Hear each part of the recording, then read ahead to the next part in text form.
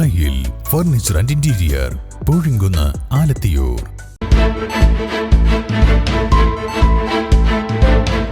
നമസ്കാരം, വെട്ട ന്യൂസ് ക്യാപ്സൂളിലേക്ക് സ്വാഗതം. പവൻ ഗോൾ തിരൂർ. ജീവിതശൈലി രോഗങ്ങൾക്കെതിരായി മലപ്പുറം സിവിൽ സ്റ്റേഷൻ ജീവനക്കാർക്കിടയിൽ അവബോധം വളർത്തുന്നതിനായി ജില്ലാ ഭരണകൂടവും ആരോഗ്യവകുപ്പും ആരോഗ്യ കേരളവും തയ്യാറാക്കിയ ബോധവൽക്കരണ പ്രദർശന ബോർഡുകൾ ജില്ലാ കളക്ടർ വി.ആർ. വിനോദ് അനാച്ഛാദനം ചെയ്തു. ആവിയിൽ വേവിച്ച ആഹാരം ആരോഗ്യത്തിന് അനുഗുണം എന്ന സന്ദേശമാണ് ഈ സന്ദേശത്തിലൂടെ മുന്നോട്ട് വെക്കുന്നത്.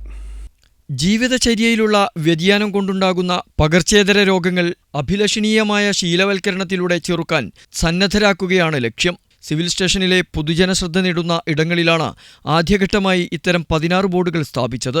DMO doctor R. Renuka, NCD nodal officer doctor V. Firoz Khan, assistant information officer Aneesha, education media ഓഫീസർമാരായ KP Sadiq Ali, PM Faisal, technical അസിസ്റ്റന്റുമാരായ VV Dinesh, M Shahul Hameed, BCC consultant ER Divya എന്നിവർ പങ്കെടുത്തു.